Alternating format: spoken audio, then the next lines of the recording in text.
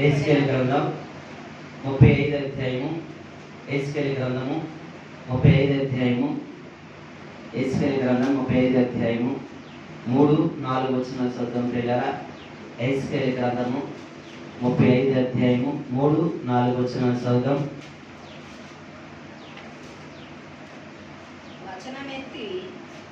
ఎహెజ్కేలు గ్రంథం 35 అధ్యాయము 3-4 వచనాలు. దానికి మాట ఎత్తి ఇలాగో ప్రవచింపుము, ప్రభువు యెహోవా సెలవిచ్చినదేమనగా, సేయీరు పర్వతమా, నేను నీకు విరోధినైతిని, నా హస్తం నీ మీద చాపి నిన్ను పాడుగాను నిర్జీనముగాను చేసేదెను. నీవు నిర్జీనముగా ఉండునట్లు నీ పట్టణములను ఎడారులుగా చేసేదెను. నీవు పాడవదు. అప్పుడు నేను యెహోవానై ఉన్నానని నీవు తెలుసుకుందు. దేవునికి స్తోత్రాలు చెల్లిద్దాం. దేవునికి స్తోత్రాలు చెల్లిద్దాం. అలాగున్నాం. ప్రార్థన చేద్దాం. మహాపరిశుద్ధుడా, ప్రేమగల తండ్రి, కృపగల మా దేవ, చదవబడి లేఖన భాగాలు మీరు దీవించండి, ఆశీర్వదించండి. నీ ఆత్మచేతను నింపండి. నాలో మీరు ఉండండి. నాలో మీరు ఉండి వచ్చిన ప్రతి ఒక్కరితో నాలో ఉండి మాట్లాడి మీ ఘనమైన శ్రేష్టమైన జీవగల నామానికి ఘనత, మహిమ, ప్రభావములు పొందుకోమని యేసుక్రీస్తు పరిశుద్ధ నామాన్న అడిగి వేడుకుంటున్నాము తండ్రి. ఆమేన్. హల్లెలూయా, హల్లెలూయా. చదవబడి లేఖన గ్రంథాలు మనం చూస్తున్నట్లయితే దేవాది దేవుడు ఎహెజ్కేలుతో ఈ మాట్లాడుతున్నాడు. ఎహెజ్కేలు, ఇదిగో నా వైపు నువ్వు చూడని చెప్పి ఎహెజ్కేలుతో ఏం చెప్తానంటే, నా మాటగా నువ్వు ప్రకటించు, నా మాటగా నువ్వు ప్రవశింపని చెప్పి చెప్తున్న మాట నేను చదువుతాను. అందరూ కూడా చెప్పండి అమ్మా. దానికి మాట ఎత్తి ఎలాగ ప్రవశింపుము, ప్రభువు యెహోవా సెలవిచ్చినదేమనగా, సేయీరు పర్వతమా, నేను నీకు విరోధినైతిని, నా హస్తము నీ మీద చాపి నిన్ను పాడుగాను నిర్జీవముగాను చేసేదను. నువ్వు నిర్జీవముగా ఉండునట్లు నీ పట్టణములను ఎడారుగా చేసేదను. నీవు పాడవదు. అప్పుడు నేను యెహోవానై ఉన్నానని నీవు తెలుసుకుందువు. దేవునికి స్తోత్రాలు చెల్లిద్దాం. దేవునికి స్తోత్రాలు చెల్లిద్దాం. హల్లెలూయా. ఒక దినాన ప్రియులారా, ఎహెజ్కేలు ప్రవక్త అయిన ఎహెజ్కేలు ప్రార్థన చేసుకుంటున్నాడు. ప్రార్థన చేస్తుంటే దర్శనం ద్వారా మాట్లాడుతూ, ఎహెజ్కేలు నీ తల ఇటు తిప్పుకో, ఇటు తిప్పుకొని ఒక మాట నువ్వు ప్రవశింపు అన్నాడు. ఎవరి పక్షంగా అంటే, ప్రభువైన యెహోవా సెలవిస్తూ నేనే చెప్తున్నా. ఎవరి కోసమా అంటే, సేయీరు పర్వతమా, నీకు నేను విరోధిని, నేను నిర్జీవముగాను పాడుగా నేను చేస్తాను. నీ పట్టణాన్ని కూడా నేను నిర్జీవనం చేస్తాను, పాడు చేస్తానని చెప్పి సేయీరు పర్వతం వైపు ప్రవచిస్తున్నాడు. దేనికి స్తోత్రాలు చెల్లిద్దాం. హల్లెలూయా. అయితే ప్రభు ఇక్కడ చెప్తున్న మాట, సేయీరు పర్వతమా, నీకు నేను విరోధిని. దేనికి స్తోత్రాలు చెల్లిద్దాం. ఎవరికంటే విరోధి అండి? సేయీరు పర్వతమా, నీకు నేను విరోధిని. అసలు దేవుడు ఎవరికైనా విరోధం అంటాడా? విరోధంగా ఎవరినైనా చూస్తాడంటే, మనం చూసినట్టయితే ఆయన ఎవరికి విరోధి కాదు. దేవుడు దేవాదేవుడు సర్వ శరీరులకి దేవుడై ఉన్నాడు, సర్వ మానవాళికి దేవుడై ఉన్నాడు, సర్వమును సమస్తం సృష్టించిన దేవుడు. నీ నా జీవితంలో ఆయన లేకపోతే ఏ ఆత్మ కూడా మాట్లాడదు, ఏ ఆత్మ కూడా స్పందించదు. ప్రతి ఒక్కరిలో కూడా ఆయన ఉన్నాడు. ఆయనకి ఎవరికి విరోధి కాదు. ఆయన అందరికీ సమరూపంలోనే ప్రేమను అందిస్తున్నాడు. ఆయన అందరికీ సమరూపంలోనే ఆయన కనుదృష్టి ఉంచుతున్నాడు. ఆయన అందరికీ సమరూపంలోనే ప్రకాశవంతమైన తేజస్సు అందరి మీద కుమ్మరిస్తూనే ఉన్నాడు. దేవుని స్తోత్రాలు చెల్లిద్దాం. హల్లెలూయా. తారతమ్యం ఆయన దగ్గర లేదు, ఏ భేదం ఆయన దగ్గర లేదు. ఆయనకి ఎవరికి విరోధే కానే కాదు. నీవు నేను విరోధి అవ్వచ్చు, నీవు నేను ఇతరులకు విరోధి అవ్వచ్చు, కానీ ప్రభువైన యేసుక్రీస్తు వారు ఆయనకి ఎవరికి విరోధి లేకుండా మానవాళంతటి మీదను కూడా ఆయన వెలుగు కుమ్మరిస్తూనే ఉన్నాడు. దేవుని స్తోత్రాలు చెల్లిద్దాం. హల్లెలూయా. అయితే ఇస్రాయేలుతో అంటున్నాడు, శేయీరు పర్వతముతో చెప్పు, నేను మీకు విరోధులని చెప్పి ప్రవచించమని చెప్తున్నాడు. దేవునికి స్తోత్రాలు చెల్లిద్దాం. ఎవరికి విరోధండి? శేయీరు పర్వతమా, నీకు నేను విరోధులని చెప్తున్నాడు. దేవునికి స్తోత్రాలు చెల్లిద్దాం.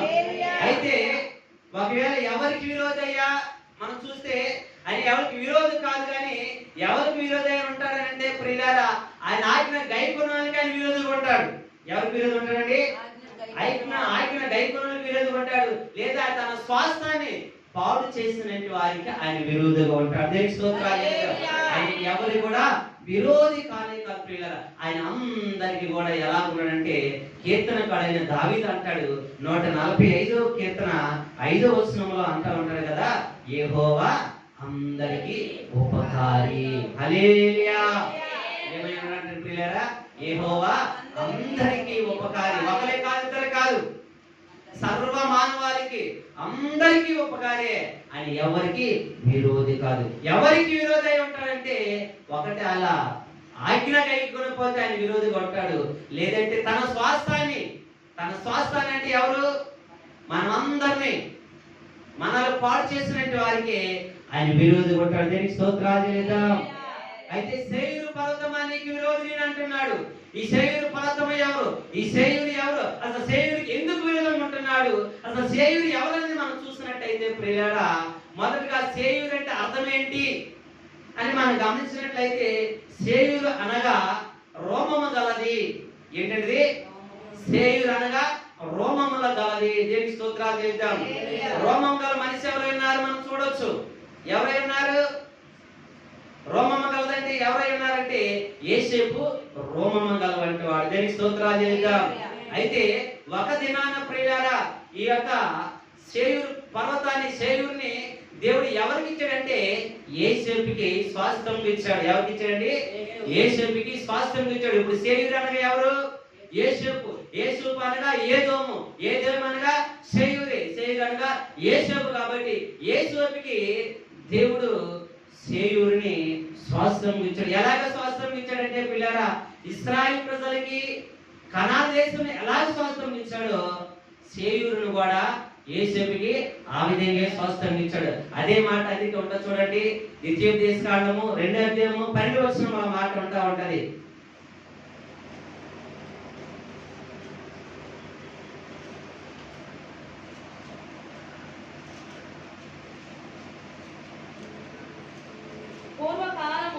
పూర్వకాలమున హోరీయులు శేయీరులో నివసించిరి. ఇశ్రాయేలు యెహోవా తమకిచ్చిన స్వాస్థ్యమైన దేశములో చేసినట్లు ఏసావు సంతతికి వారు హోరీల దేశమును స్వాధీనపరచుకొని తమ ఎదుటి నుండి వారి నశింపచేసి వారి దేశంలో నివసించేది. దేనికి స్తోత్రాలు చెల్లిద్దాం. హల్లెలూయా.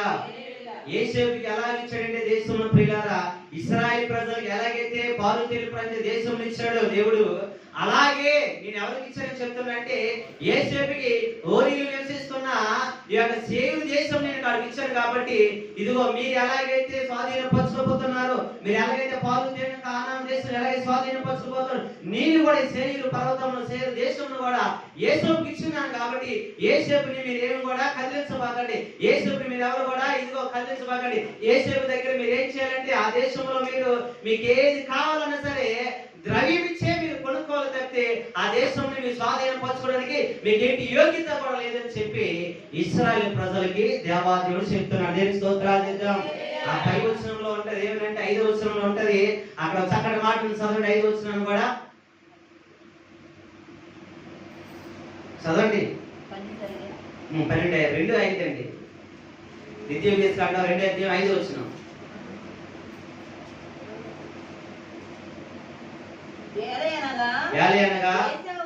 యేసేపుకు స్వాస్థ్యముగా శేయీరు మన్యము ఇచ్చున్నాను కనుక వారు భూమిలోనిది ఒక్క అడుగైనను మీకు. దేనికి స్తోత్రాలు చెల్లిద్దాం. హల్లెలూయా. ఇప్పుడు శేయీరు అంటే ఎవరు తెలిసిందిగా మనకి? యేసేపు. యోసేపుకి అది స్వాస్థ్యం ఇచ్చాడు కాబట్టి ఇశ్రాయేలు ప్రజలు చెప్తున్నాడు, ఇదిగో ఆ యొక్క శరీరు పర్వతం నా మన్యం నేను ఎవరికి ఇచ్చానంటే యోసేపుకి ఇచ్చాను కాబట్టి దాంట్లో ఒక్క అడుగైనా సరే మీకు ఇయ్యను కాబట్టి మీరు ఆ దేశం విడిచిపెట్టాలి, ఆ ప్రదేశం విడిచిపెట్టాలి. వాళ్ళందరూ కూడా మీకు ఎవరై ఉన్నారంటే సహోదరులు ఉన్నారు కాబట్టి మీకు సేవలు ఇవ్వను కాబట్టి మీరు ఏది కావాలన్నా సరే ద్రవ్యం ఇచ్చే మీరు కొనుక్కోండి అని చెప్పి వారు చెప్తున్నారు. దేవునికి స్తోత్రాలు చెల్లిద్దాం. అయితే సేవలు మొదలుగా ఎవరున్నారు మనం చూసినట్టయితే ఓరీలు నివసిస్తున్నారు. ఆ ఓరీలు వెళ్ళగొట్టి ఎవరు నివసిస్తున్నారంటే ఎవరు స్వాధీనించారంటే దేవాదేవుడు యోసేపు సంతానానికి యోసేపుకి ఆ దేశాన్ని స్వాధీనికి ఇచ్చాడు. దేవునికి స్తోత్రాలు చెల్లిద్దాం. హల్లెలూయా హల్లెలూయా. ఇప్పుడు సేవలు అంటే ఎవరైనా అర్థమైంది? సేవలు అంటే యోసేపు, యోసేపు అంటే ఏదోము, ఏదోము అంటే సేవలు. దేవునికి స్తోత్రాలు చేద్దాం. ఇప్పుడు సేవలు పర్వతముతో మూలవాక్యం మనం చదువుకున్నాక ఏం చెప్తున్నాడు? సేవలు పర్వతమా నేను నీకు విరోధిని, నేను నిన్ను నిర్జీవంగా చేస్తాను, నీ పట్టణాన్ని పాడు చేస్తానని చెప్పి సేవలు పర్వతముతో చెప్తున్నాడు. దేవునికి స్తోత్రాలు చేద్దాం. ఎందుకు సేవలతో విరోధంగా ఉన్నానని చెప్తున్నాడు? ఎందుకు సేవలు పట్టణాన్ని నిర్జీవంగా చేస్తాను, నేను పాడుగా చేస్తానని చెప్తున్నాడు అంటే పిల్లరా, అసలు సేవలు పర్వతము సేవలు ఏం చేస్తున్నాడు? యోసేపు సంతానము ఇశ్రాయేలు ప్రజలు ఏం చేస్తున్నాడు అని చెప్పి మనం గమనించినట్లయితే, మనం చూసినట్లయితే లేఖన భాగంలో ప్రియులారా, ఎందుకు దేవుడు సేవలకు విరోధంగా ఉంటున్నాడు, నేను పాడు చేస్తానని చెప్తున్నాడు అంటే ప్రియులారా, సేవలు ఏం చేసినది కూడా మనం తెలుసుకోవాలి. ఇశ్రాయేలు ప్రజలకి ఏం చేసినా ఈ సేవలు మనం తెలుసుకున్నట్టయితే ప్రియులారా, మనం చదువుకున్నాక ఎస్కేలు గ్రంథం 35 అధ్యాయం ఉందా? మనం ఎస్కేలు గ్రంథం 35 అధ్యాయము 5వ వచనం చదువుదాం. ఇశ్రాయేలు ఎడల ఎడతెగని పగ కలిగి వారి దోష సమాప్తి కాలమున వారికి ఉపద్రవము కలిగిన సమయమున నీవు వారిని ఖడ్గమునకు అప్పగించుదువు గనుక నా జీవము తోడు నేను నిన్ను రక్తముగా చేసేదను. చాలు ప్రియులారా, హల్లెలూయా. ఇక్కడ మనం చూసుకున్నట్టయితే ప్రియులారా, సేవకుడికి ఎందుకు దేవుడు విరోధంగా ఉంటున్నానని చెప్తున్నాడు? సేవను ఎందుకు నిర్జీవంగా చేస్తానని చెప్తున్నాడు? సేవను ఎందుకు పాడు చేస్తానని చెప్తున్నాడో మనం గమనించినట్లయితే, సేవకుడు అంటే ఎవరంటే యోసేపు యొక్క సంతానము యోసేపు. అయితే యోసేపు సంతానము యోసేపు వారు ఏం చేశారయ్యా మనం గమనించినట్లయితే, దేవుడు ఎందుకు ఆ జాతి వారికి, ఆ ఇశ్రాయేలు ప్రజలు కాకుండా వారికి విరోధం ఉంటారని చెప్తున్నాడు అంటే, ఇశ్రాయేలు ప్రజల కంటే వారు ఏం చేశారంటే, ఒక దినాన్న ఇశ్రాయేలు మీద అంట దేవాదేవుడు ఉపద్రవాన్ని పుట్టించాడు. ఏం చేశాడండి?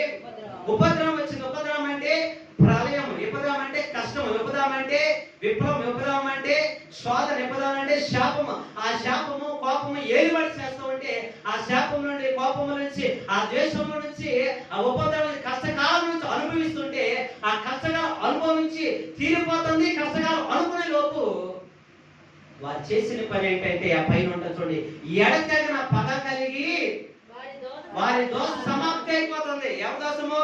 ఇశ్రాయేలు దోషం సమాప్తి అయిపోతూ ఉంటుంది. ఆ ఉపద్రవం అనుభవించారు, కష్టాన్ని అనుభవిస్తున్నారు, ఆ యొక్క బాధలు అనుభవిస్తున్నారు, వ్యాధులు అనుభవిస్తున్నారు. అయితే సమాప్తి అయిపోతూ ఉంటుంది. ఆ ఉపద్రవం అనుభవిస్తూ సమాప్తి అయిపోతుంటే చేయూరు వాళ్ళంట ఎడతగిన పగ కలిగి వారు చేసింది ఏంటంటే ప్రియుగా, వారి ఖడ్గానికి అప్పగించారంట. హల్లెలూయా. దేనికి అప్పగించారండి? దేనికి స్తోత్రాలు చెల్లిద్దాం. మీకు అర్థం కావడానికి చెప్తా ఉంటాను. మన మీద ఒక విపత్తు వచ్చేసింది అంటే, ఒక తెగులు వచ్చింది అనుకోండి. కరోనా టైంలో కరోనా వచ్చింది మనకు అనుకోవచ్చు. 14 రోజులు దానికి మెడిసిన్, 14 రోజులు వాడాము. 12 రోజులకి ఇది సంపూర్ణంగా అయిపోతుంది. 2 రోజులు పడితే అయిపోతే ఇంకేం లేదు, ఆనవాళ్ళు అయిపోయింది, తగ్గిపోయింది అనుకునే లోపు మనకున్న శత్రువులు సహోదరులే. వీడు ఎలా కరుణతో ఉన్నాడు, వాడు ఇంకా పగ కలిగి వాడు తగ్గిపోతుందిరా, తగ్గిపోతే వాడు బాగుపడిపోతాడు, వాడు బాగుపడిపోతే మన స్థితిగతులు మారిపోతుందని చెప్పి కరోనా టైంలో ఆ కరోనా టాబ్లెట్ బదులు ఎలాగైనా ఖడ్గానికి అప్పచెప్పాలని చెప్పి వేరే మెడిసిన్ ఇచ్చి, వాచ్ని ఇచ్చి, ఆయన రక్తాన్ని కళ్ళు చూస్తే ఇంకేముంటుందా, చనిపోతూ ఉంటారు. ఇక్కడ కూడా వారి శిక్ష, వారి మీద ఉపద్రవం వచ్చింది. ఇశ్రాయేలు ప్రజల మీద వాళ్ళు శ్రమలు ఉన్నారు, వ్యాధులు ఉన్నారు, బాధపడుతున్నారు. అయితే అది సమాప్తి అయిపోతూ ఉంటుంది. ఆ రోజు దగ్గరికి వస్తూ ఉంటున్నాయి. సమాప్తి అయిపోతుంది బాబు, ఇంకా మనం విడుదల అయిపోతాం. అనుకుంటారు చూడండి, జైలు ఉన్నట్టు వాళ్ళు ఇంకో వారం రోజులు విడుదలైపోతాను అనుకుంటా ఉంటాడు. కానీ జైల్లోనే కొంతమంది ఏం చేస్తారంటే జైల్లోనే చంపేస్తూ ఉంటారు. 2-3 రోజులు విడుదలైపోతాను చంపేస్తూ ఉంటారు. ఇంకేమైపోయినట్టు, దేనికి అప్పు చెప్పినట్టు, మరణానికి అప్పు చెప్పినట్టు. అయితే ఇశ్రాయేలు ప్రజలు కూడా ఇప్పుడు ఎవరు అప్పు చెప్పారంటే శేయూరు వాళ్ళు కూడా అదే విధంగా అంట వాళ్ళు సమాప్త అయిపోతుంది అనుకునేటప్పటికంట శేయూరు ఏం చేశారంటే ప్రియులారా ఇశ్రాయేలు ప్రజల్ని ఖడ్గానికి అప్పచెప్పాడు. దేవునికి స్తోత్రాలు చెల్లిద్దాం. హల్లెలూయా. దేవుడు ఎందుకు వారికి విరోధంగా ఉన్నాడు? ఎందుకు వారి పర్వతాన్ని నాశనం చేస్తున్నాడు? ఎందుకు ఆ దేశం నిర్జీవంగా చేస్తాను, పాడి చేస్తానని వాగ్దానం ఇస్తున్నాడంటే బల్ల బుద్ధి మరి కూడా ఆ దేవుడు వాగ్దానం ఇస్తున్నాడు. దేవునికి స్తోత్రాలు చెల్లిద్దాం. నేను నీకు విరోధిని. హల్లెలూయా. ఎందుకు విరోధంగా ఉన్నారండి? మొదటిగా మనం చూస్తే ఏమైందో వీళ్ళు ఖడ్గానికి అప్పచెప్పుకున్నారు. ఏంటంటే ఎడతగిన పగ వాళ్ళు. ఈ పగ ఎప్పుడుదే అంటే నిన్న మొన్నటిది కాదు పగ. అసలు వాళ్ళు ఎలాంటి వాళ్ళు ఇద్దరు కూడా శేయూరును ఇశ్రాయేల్ అంటే యాకోబు, శేయూరు అంటే ఏషోబు యాకోబులు ఒక తండ్రి కొడుకులే, ఒక తల్లి కుమారులే, ఒక కుటుంబమే, అన్నదమ్ములు వాళ్ళిద్దరు కూడా. ఎవరైనారండి? అన్నదమ్ములు. కానీ వారిలో ఏముందంటే ఎడతగిన పగ ఉంది. ఏముందండి? ఎడతగిన పగ. ఇప్పుడుది కాదు అప్పుడుది కాదు అది. వాళ్ళు బాల్య దినములోనే, వారి యవ్వన కాలంలోనే ఎడతగిన పగ కలిగి ఉన్నారు. ఎప్పుడైనా పగ కలిగి ఉన్నారు మనం గమనించినట్లయితే ఆదికాండము 27వ అధ్యాయం 41వ వచనం చదువుతాం. ఆదికాండము 27వ అధ్యాయం 41వ వచనం.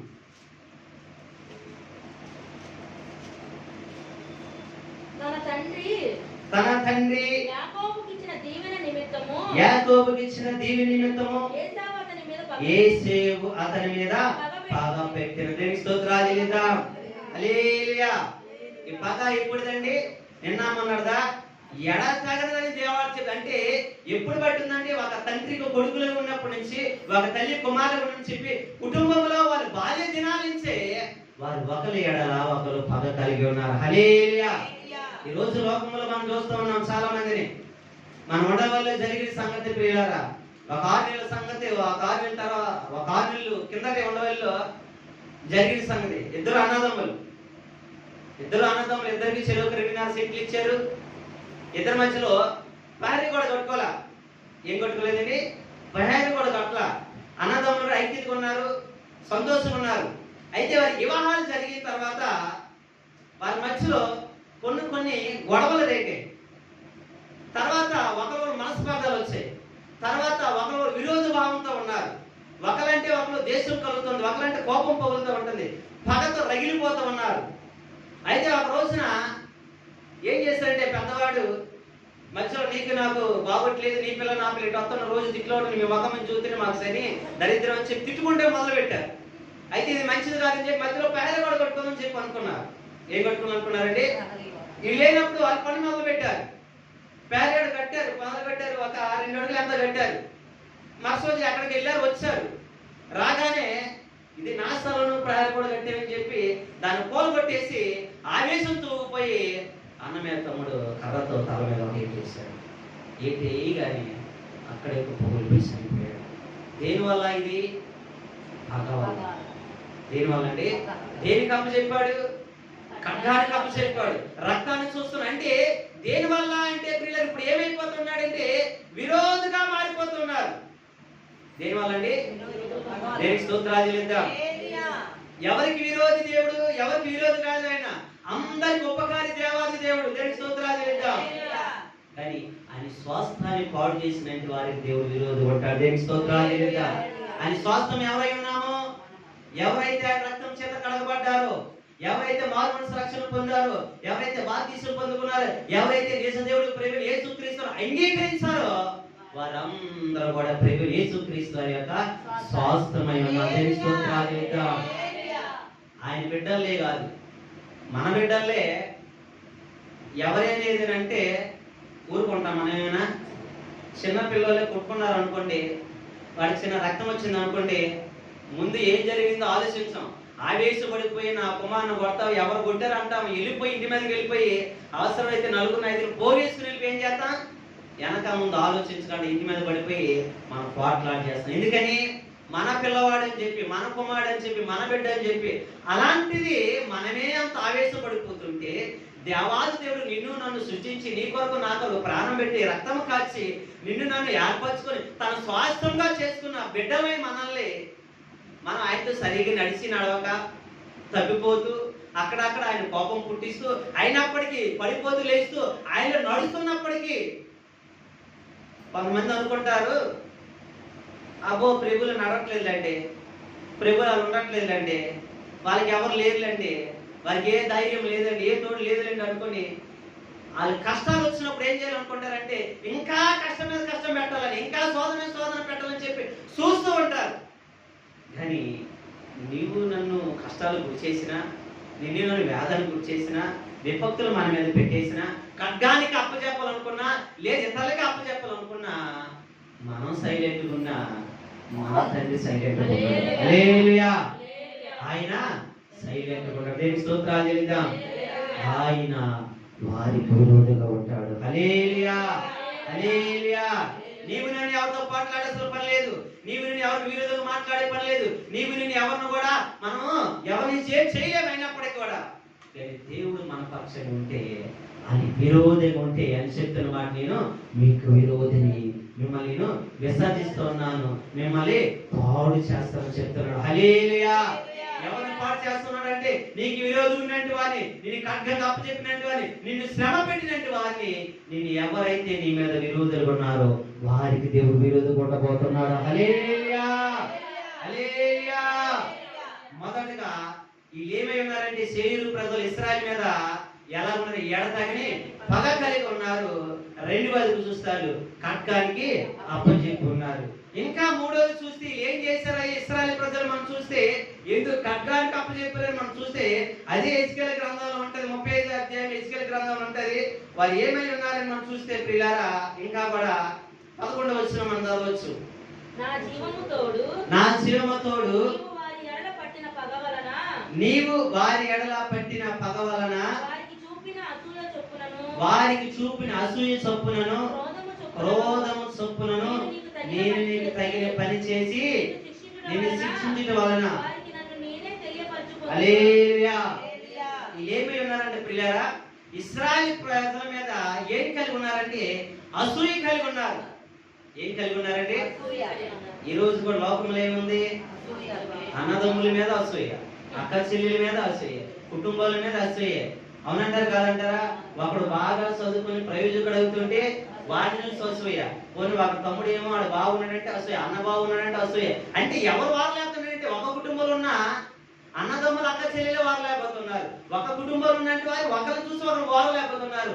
ఎందుకయ్యా అంటే ద్వేషము, కోపము, అసూయ.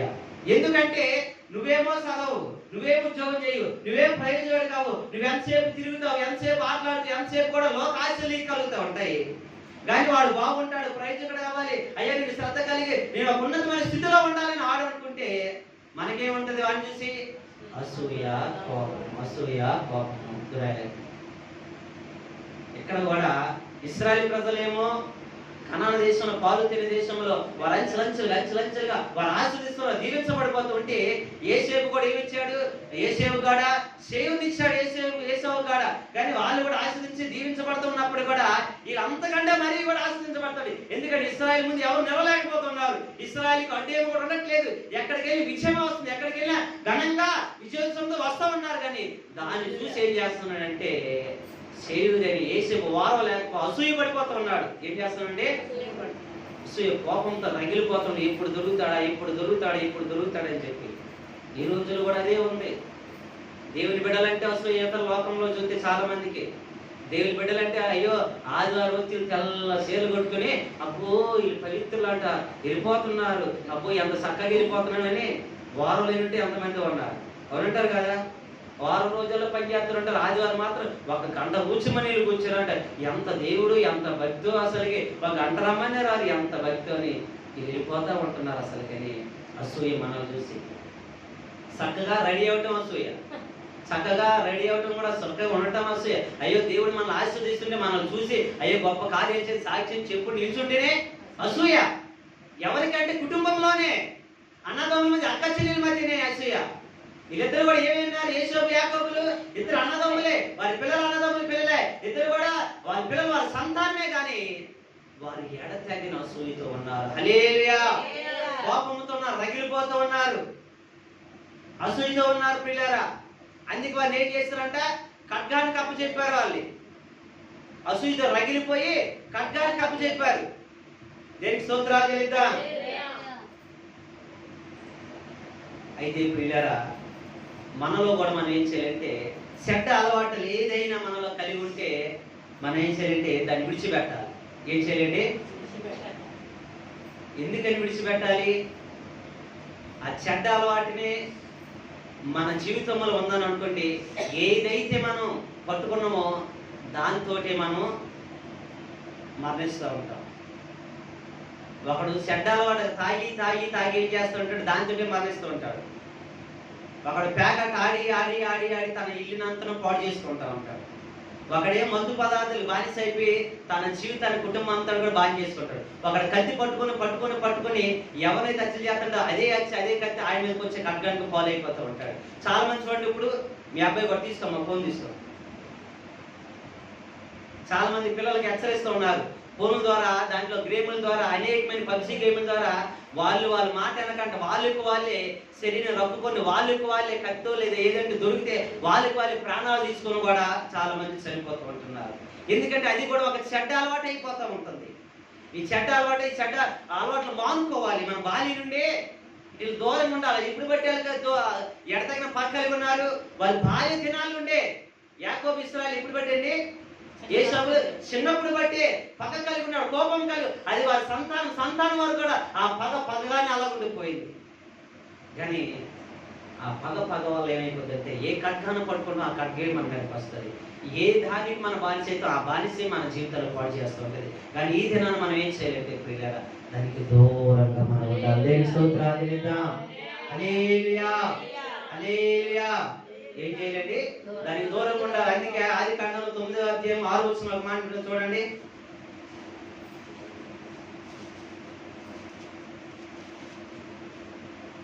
నరుని రక్తమును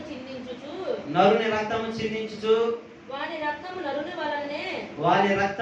నరుని వలనే చిందింపబడి. స్తోత్రాలు చేద్దాం. ఏంటండి, ఒకరి రక్తం ఎప్పుడైతే మనం చిందించాలనుకుంటామో, ఒకరు ఎప్పుడైతే అసూయగా మనం చూడాలనుకుంటామో, ఎవరిని ఎప్పుడైతే హేళన చేయాలనుకుంటామో, ఎప్పుడైతే అక్కడైతే ఎలాగ మనం అది తృణీకరించాలనుకుంటామో, అలాగే మనకు కూడా చదువుతున్న ప్రేమ లేఖనాలు చెప్తుంది.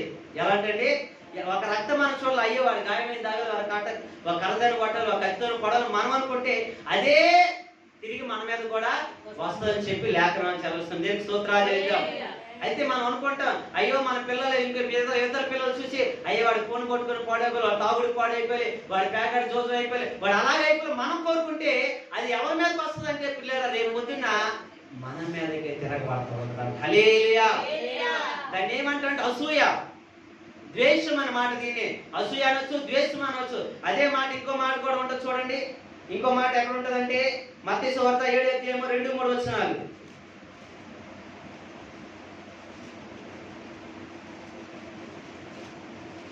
మత్తయి సువార్త 7వ అధ్యాయం 2-3 వచనాలు. మీరు తీర్పు తీర్చి చొప్పుననే మిమ్మల్ని గూర్చి తీర్పు తీర్చబడును,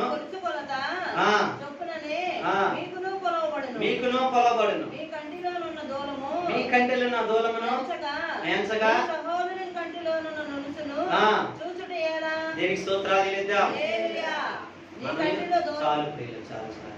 మనం ఏ కొలత అయితే కొలుస్తామో ఆ కొలతే మనకు వస్తూ ఉంటుంది. ఎవరినైతే మనం ఎన్ని మాట్లాడతామో అదే మన మీదకి వస్తూ ఉంటుందంట.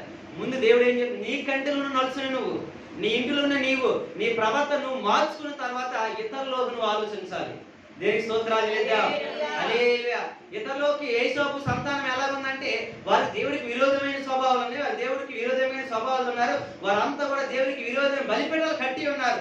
వారిని దేవుడు సృష్టించడానికి గణపరచాలి, మహిమపరచట్లా. కానీ ఇశ్రాయేలు ప్రజలు ఏం చేస్తున్నారంటే వారి దేవుడి సన్నిధిలో దేవుడి దగ్గర వారిని ఆరాధన చేస్తూ సృష్టిస్తూ గణపరుస్తున్నారు. అంతకంతో దేవుడు ఏం చేస్తున్నారు, ఆశీర్వదిస్తూ దీవిస్తూ ఉన్నారు. కానీ వారి నుంచి ఏమవుతున్నారు, వీళ్ళు అసూయపడుతూ ఉన్నారు. వాళ్ళంతకంతా దీవించబడిపోతున్నారు. ప్రతి రాజ్యాన్ని, ప్రతి ఒక్క ప్రదేశాన్ని వాళ్ళు స్వాధీనపరచబోతుంటే వీరు మాత్రం ఎక్కడ ఉండిపోయారంటే ఏ శైలు పర్వతం ఉంటారో అదే పర్వతం మీద ఉండిపోయారు. కానీ ఇశ్రాయేల్ ప్రజలు మాత్రం అలా కాదు, ప్రపంచ దేశాలన్నీ కూడా స్వాధీనపరచుకుంటారు. కానీ వాళ్ళు మాత్రము అక్కడే ఉండిపోయి. ఎందుకని?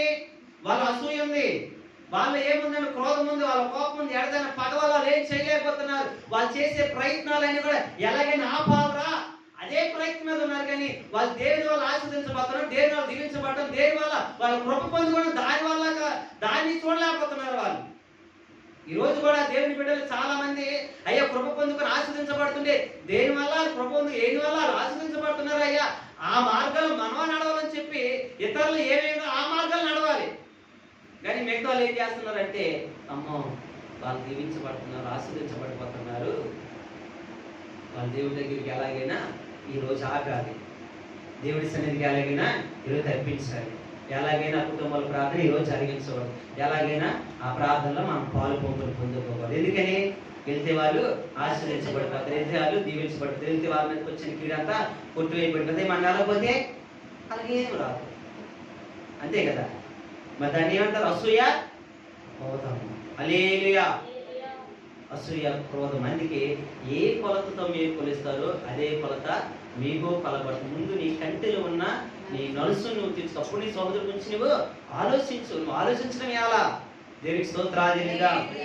అయితే అందుకే శరీర పర్తం విరోధంగా దేవుడిని ఉంటాను, మేము వాళ్ళు పాడు చేస్తామని ఎందుకు వాగ్దానం ఇస్తున్నాడు అంటే ప్రియులారా, వాళ్ళు ఏమున్నాయి, శరీరం చేసిన పనులు ఏమన్నాయండి? మొదటగేమో వాళ్ళు ఏమన్నారు? ఎడతగని పగ కలిగి ఉన్నారు. రెండవదిగేమో వాళ్ళు ఏం కలిగి ఉన్నారు? ఖడ్గాన్ని కప్పచెప్పారు. మూడేదేమో అసూయతో ఉన్నారు. నాలుగోదేమో దేశము కలిగి ఉన్నారు. ఏమైనారండి? దేశము కలిగి ఉన్నారు. దేవునికి స్తోత్రాలు చెల్లిద్దాం. హల్లెలూయా. ఇంకా ఐదోది చూస్తే వారు ఏమై ఉన్నారంటే అదే హెజ్కేలు గ్రంథం 35వ అధ్యాయంలో మనం చూడొచ్చు. హెజ్కేలు గ్రంథం 35వ అధ్యాయంలో 15వ వచనంలో మనం చూడొచ్చు. ఇశ్రాయేలు స్వాస్థ్యము ఇశ్రాయేలు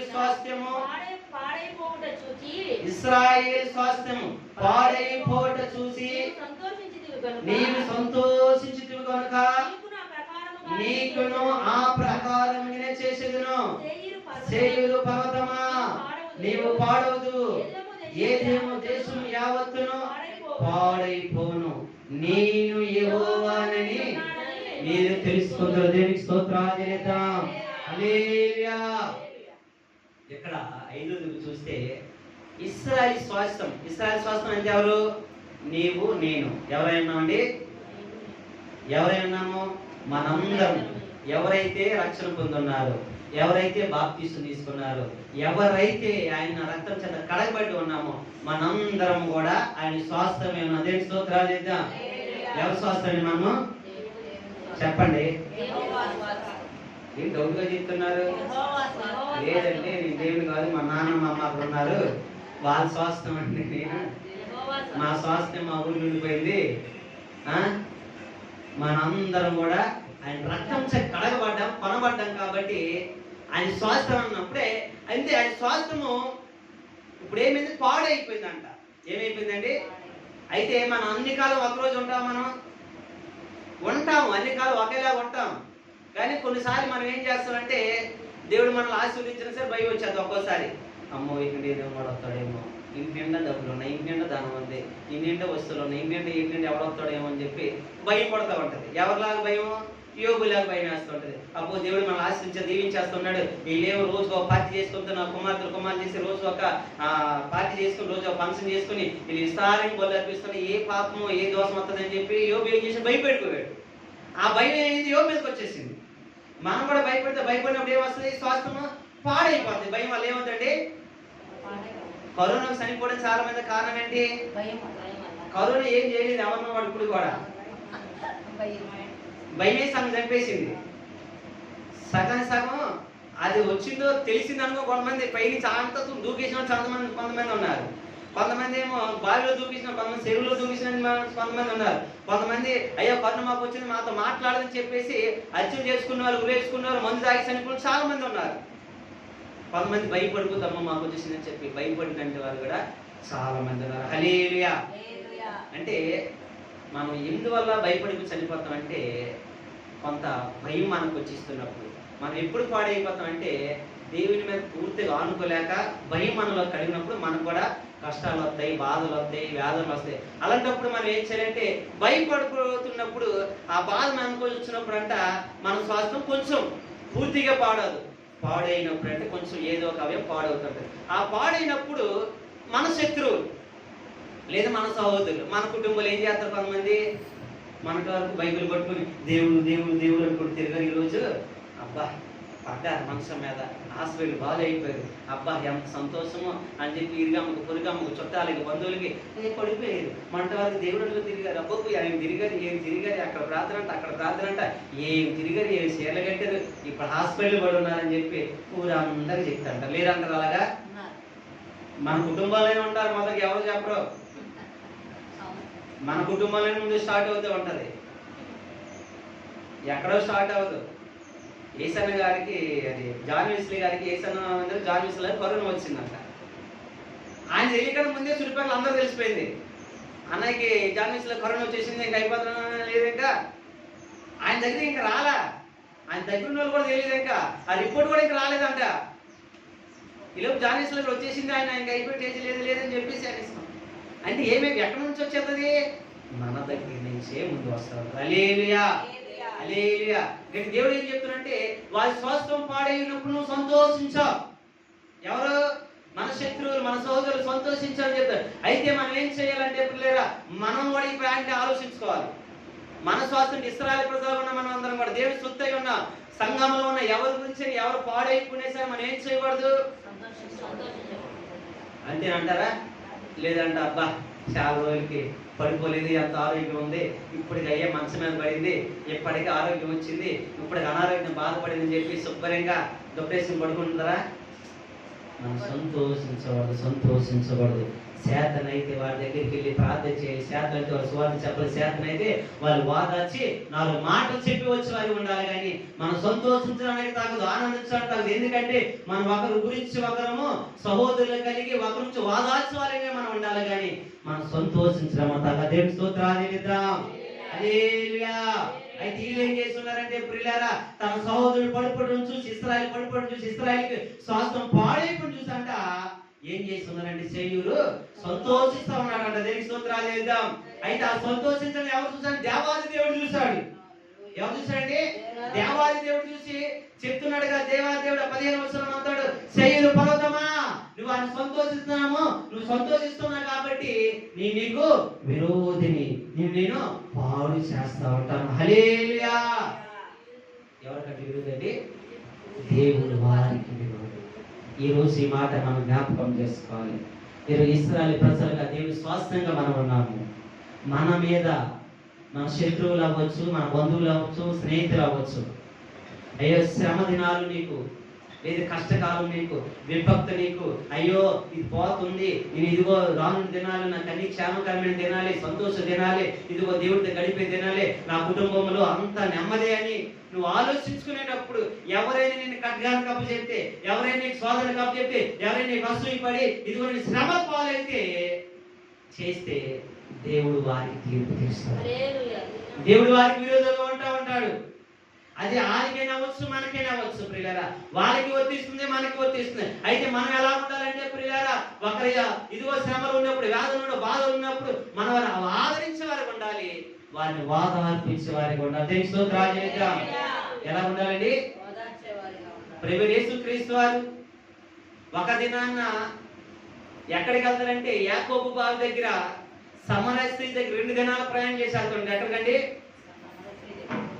ఆ సమరయ స్త్రీ పట్టణస్తులందరూ కూడా ఆ సమరయ స్త్రీని వెలివేస్తూ ఉంటారు. ఆమె ఈ అందరితో పాటు నీళ్లు తోడుకోవడానికి రావడానికి లేదు, అందరితో మాట్లాడడానికి లేదు, అందరితో పాటు ఇదిగో ఒక్కడు కూర్చొని వంట చేసుకోవడానికి లేదు. ఎందుకంటే ఆయన వెలేసి ఉన్నారు, ఆయన దూరపరిచి ఉన్నారు. ఎందుకంటే అమ్మా నువ్వు మంచిదనే కాదని చెప్పి అందరూ వెలేసి ఉన్నారు. కానీ నా ప్రభువైన యేసుక్రీస్తు వారు 2 దినాల ప్రయాణం నడిచి ఆమె వచ్చే యాలకి ఎక్కడికి వెళ్ళారంటే యాకోబు బాబు దగ్గరికి వెళ్ళి ఆయన సువార్త ప్రకటించడం మొదలు పెట్టాడు. హల్లెలూయా, హల్లెలూయా. ఎక్కడికి వెళ్ళారండి? ఒక్కదాన్ని వెలియబడి ఉంది. అక్కడికి వెళ్ళి సువార్త ప్రకటిస్తుంటే అయ్యా మాకు ఒక దేవుడు ఉన్నాడు, మేము కొండ మీద ఆరాధిస్తామని చెప్తున్నప్పుడు ఆయన చెప్తూ ఉన్నాడు, ఇదిగో ఆ దేవుడు ఎవరో కాదు, ఆరాధించబోతున్న దేవుడు నేనే అని చెప్తున్నాడు. హల్లెలూయా, హల్లెలూయా అని ఆయన మాటలు నమ్మింది, ఆయన విశ్వసించింది.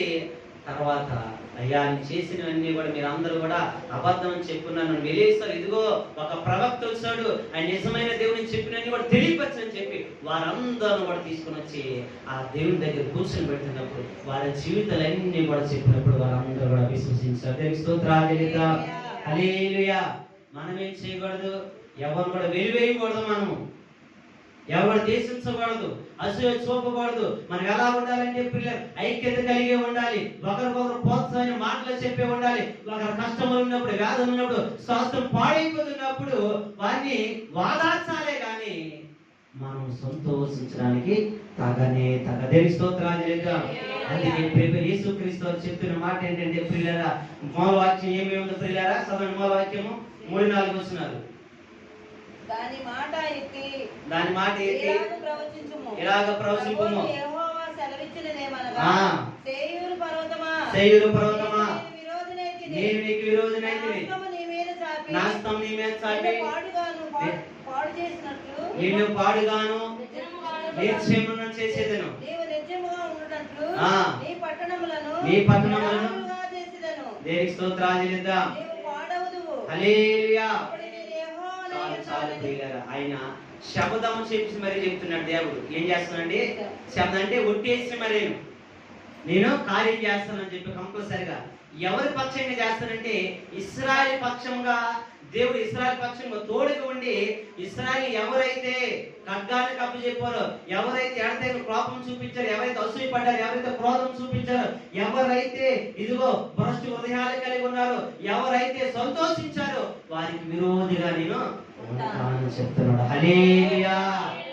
ఈరోజు ఉన్న మనందరికీ కూడా ఈరోజు చాలా మంది ఉన్నారు, కనబడినట్టు వారు కొంతమంది, కనబడినట్టు వారు కొంతమంది ఉన్నారు. కానీ ఈ రోజు నేను పాడు చేయాలి, నీ స్వాస్థాన్ని నిన్ను నిందల పాలు చేయాలి, నేను అవమానపరచాలని ఎవరు అనుకున్నప్పటికీ దేవుడంట మీ పక్షంగా ఉండబోతున్నాడు. మీ పక్షంగా ఉండి వారికి ఏం చేస్తున్నాడంటే ప్రియులారా విరోధం ఉంటున్నాడు, వారి కుటుంబాన్ని పాడు చేస్తానని చెప్తున్నాడు. దేవుని స్తోత్రాలు చెల్లిద్దాం. ఇక్కడ నుంచి ఇంకా ఏ దోమలు కనబడరు. ఎందుకంటే ఏదో మీద దేవుడి శాపాన్ని, కోపాన్ని, ఉగ్రతను చూపించాడు. వారిని ఏం చేసి పాడు చేస్తానంటాడు. పాడైతే ఇంకేమంటదండి? మనుషులు పాడు చేయడం కంటే వాళ్ళు ఏం చేస్తారు? నిర్జయంగా అంటే వారి శరీరం ఇంకేం ఉండదు. నిర్జయం చేయడం అంటే లోపల అవయవంలో రక్తము కానీ లేదా మానవ కథలు కానీ ఏమి ఉండవు అనమాట. అంటే ఇంకా రాళ్ళులాగా చేయటం, ఎందుకు పనికిరానిడిగా చేయటం, నిర్జీవమైన ప్రదేశంగా చేయటం, అలాగా పాడు చేస్తానని చెప్తున్నాడు. ప్రియులారా, ఈ వాగ్దానం ఈ రోజు మనకి ఏమి ఉండాలంటే మన జీవితాల్లో నీరు కట్టి ఫలింపవాలి. దేవుని స్తోత్రాలు చెల్లిద్దాం. ఏం చేయాలి? వాగ్దానము నీరు కట్టి ఫలించాలి. మనం ఒకటే జ్ఞాపకం చేసుకోవాలి, మన దేవుడు మనకి తోడుగా ఉన్నాడు. ఎన్ని శ్రమలు మన మీదకి వచ్చినప్పటికీ, ఎన్ని నిందలు మన మీదకి వచ్చినప్పటికీ, అయ్యో ఇప్పుడు దాకా నేను కష్టాలు అనుభవించాను, ఇప్పుడు దాకా నేను శ్రమలు అనుభవించాను, ఇప్పుడు దాకా నేను నిందలు అనుభవించాను, ఒకవేళ అనుకుంటే ఇదిగో క్షేమకరమైన దినాలు అడుగు పెట్టబోతున్నానే, ఇదిగో నేను సంతోషం గడపాలనుకుంటే నా కుటుంబంలో నిప్పులు పోసారే, నా జీవితంలో నిప్పులు పోసారే, అయ్యో నన్ను విడదీశారే, అయ్యో నా మీద అనేకమైన అబండాలేసి ఖడ్గానికి పాలు చేశారే అని నువ్వు భయపడే అవసరం లేదు, నువ్వు నిధించుకునే అవసరం లేదు. ఎందుకంటే మన పక్షంగా మన దేవుడు వారికి విరుద్ధంగా లేకపోతున్నాడు. హల్లెలూయా, హల్లెలూయా. మన పక్షం మన దేవుడు వారికి విరుద్ధంగా లేకపోతున్నాడు. ఎందుకంటే చెడు తలంపులు కలిగిన వారు ఎంతో మంది ఉన్నారు, చెడు ఆలోచన కలిగిన వారు ఎంతో ఉన్నారు. ఇది ఇశ్రాయేలు ప్రజల మీదకి వచ్చినట్టుగా, శేయూరు ప్రజలు యేసేపు సంతానం వచ్చినట్టుగా అసూయ కలిగిన ఎంతో మంది ఉన్నారు, ఎడతగిన పాలు కలిగిన ఎంతో మంది ఉన్నారు. భ్రష్టు హృదయాలు ఎన్నో ఉన్నాయి. ఆ హృదయాలకి మనం సమాధానం చెప్పలేం, కానీ ప్రభు పాదాలు మనం పట్టుకుంటే ఆయన మనకి ఏం చేస్తాడంటే ప్రియులారా మనకి తోడుగా ఉండి ఆయన ఒక మాట చెప్తున్నాడు. ఒకే ఒక మాట చెప్పి ముగిస్తూ ఉంటున్నాను. 6వ వచనం చదువుదాం ప్రియులారా. ఎస్కేల్ గ్రంథము 5వ అధ్యాయము 6వ వచనం చదువుదాం. నా జీవము తోడు నిన్ను నేను రక్తముగా చేసేదను, రక్తము నిన్ను తరుమును, రక్తము నీకు ఇష్టమాయను గనుక దేనికి స్తోత్రాలు చేయాలి ప్రియులారా.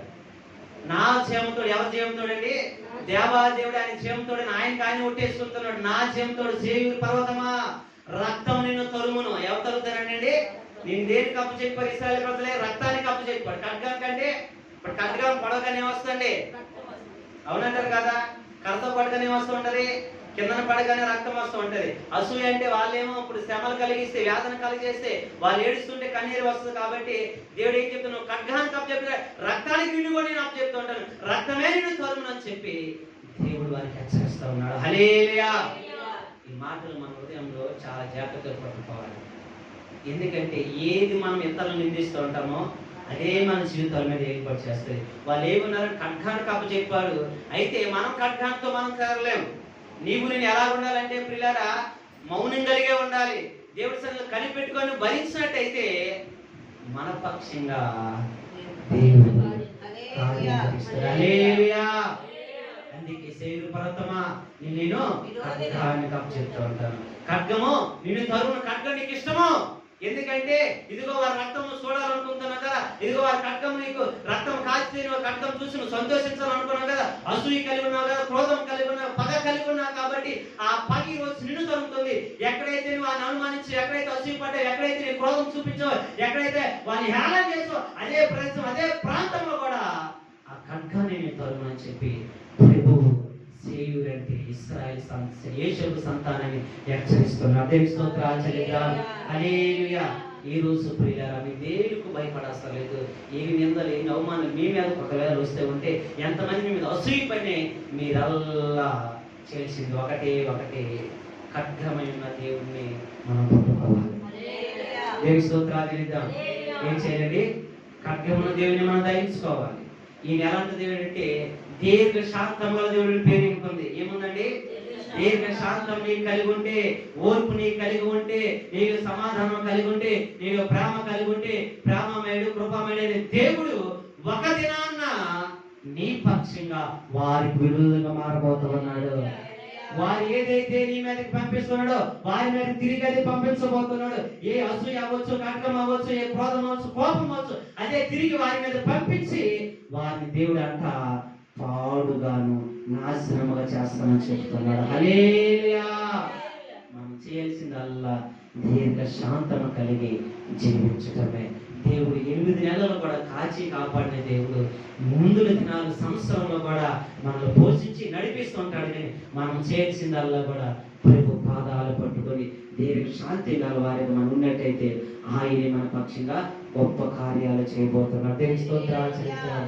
ప్రార్థన చేద్దాం. అందరం కూడా ప్రార్థన చేద్దాం. పాదాలు పట్టుకుందాం. కొద్ది నిమిషాలు ఆయన పాదాలు పట్టుకొని ప్రతి ఒక్కరు కూడా ప్రార్థన చేద్దాం. ఈ రోజు నువ్వు ఎలాగున్నావో ఒకసారి జ్ఞాపకం చేసుకుందాం. ఈ కొద్ది మాటలు నా దేవుడు దీవించి ఆశీర్వదించును గాక. కొద్ది నిమిషాలు